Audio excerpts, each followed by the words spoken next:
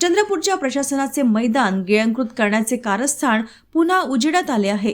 शहरातील एकमेव व्यायामाचे मैदान असलेल्या रामबाग मैदानावर पुन्हा एकदा जिल्हा परिषदेच्या नव्या इमारत बांधकामासाठी भले मोठे खोदकाम करण्यात आले आहे। चंद्रपूरकर नागरिकांनी याआधी 2दा आंदोलन करून हे प्रयत्न हाणून पाडले होते। आता निवडणुकीच्या धामधुमीत मैदानावर गुपचूप महाकाय खड्डा खोदण्यात आलाय।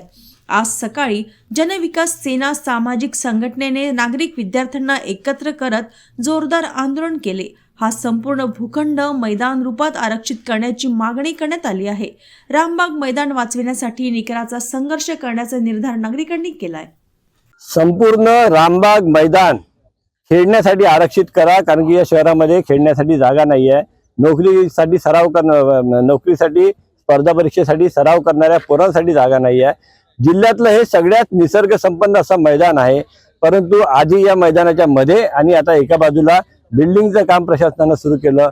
2 एकर जागा जिल्हा परिषद इमारतीची या ठिकाणी जुन्या इमारतीची जागा असताना तिथं ती इमारत पाडून नवीन बिल्डिंग बनवणे आजच्या इंजिनिअरिंगच्या जमान्यामध्ये शक्य असताना केवळ हट्टापायी एका चांगल्या मैदानाला खोदून त्या ठिकाणी बिल्डिंग बनवण्याचा हट्ट प्रशासन का करत आहे? याच्यापेक्षा 2 एकरपेक्षा कमी जागेमध्ये महाराष्ट्राचं मंत्रालय आहे, जिल्हा परिषदची इमारत बनू शकत नाही का? खड्डे खोदणे, झाडं तोडणे, निसर्गाचा नाश करणे गरज नसताना म्हणजेच चंद्रपूरचा विकास होतो का? चंद्रपूरकरांना त्रास देऊन, प्रदूषण पसरवून, पर्यावरणाचा नाश करून विकासाचं काम करायचं म्हणजेच विकास होतो का? हे सर्व फक्त ठेकेदाराचं काम लवकर व्हावं यासाठी करण्यात येत आहे। अन्यथा जिल्हा परिषदच्या 2 एकरच्या जागेमध्ये नवीन इमारत बांधणे सहज शक्य आहे। ठेकेदाराच्या हितासाठी इच्छा अधिकारी, इच्छा नेते काम करतात आणि लोकांच्या जीवाला वेशीला टांगतात, आमचा स्पष्ट आरोप आहे। मागील साधारणतः एखादी वर्षाच्या अगोदर मैदानामध्ये पुरेपूर त्यांनी जागा व्यापलेली होती। आता ती लगेच साईडला जागा व्यापलेली आहे, समोर जाऊन ती पसरतच जाणार आहे। म्हणजे येणारा काळ हा त्यांनी पार्किंगसाठी वगैरे वापरेल।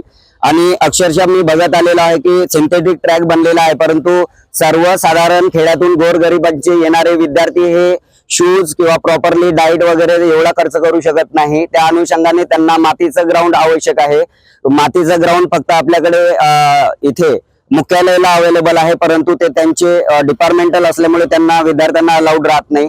तर त्या अनुषंगाने आपल्याला एकच मातीचं ग्राउंड आपल्या जवळपास साधारणतः रामनगर एरिया, तुकुम एरिया आणि जवळपासच्या स्पर्धा परीक्षा करणाऱ्या विद्यार्थ्यांसाठी एकच ग्राउंड वाचलेला आहे, तो म्हणजे रामबाग।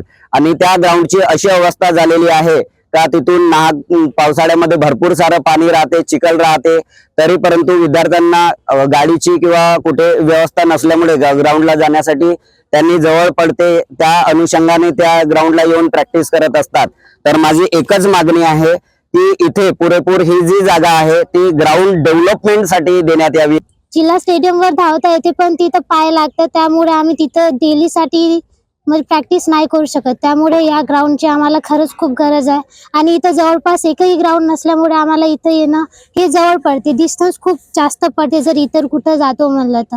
म्हणून हा जवळ पडल्यामुळे इथं जास्तीत जास्त गर्दी असते आणि इथं आणखी सोयीसुविधा केली पाहिजे, आणखी डेव्हलपमेंट झालं पाहिजे। आणि इथं हे बिल्डिंग वगैरे बनवण्यापेक्षा इतर कुठेतरी बिल्डिंग बनवून तिथं त्यांची कामं करावे। ऍटलिस्ट चंद्रपुरामध्ये हा एक तरी ग्राउंड असा ठेवा जिथं आम्ही जे काही असे प्रशिक्षण करणारी मुलं आहोत किंवा जे भरती देणारी मुलं आहोत त्यांच्यासाठी एक तरी ग्राउंड जिथं येऊन आम्ही प्रॅक्टिस करू, असं काहीतरी प्रशासनाने केलं पाहिजे। बस आमची एवढीच मागणी आहे।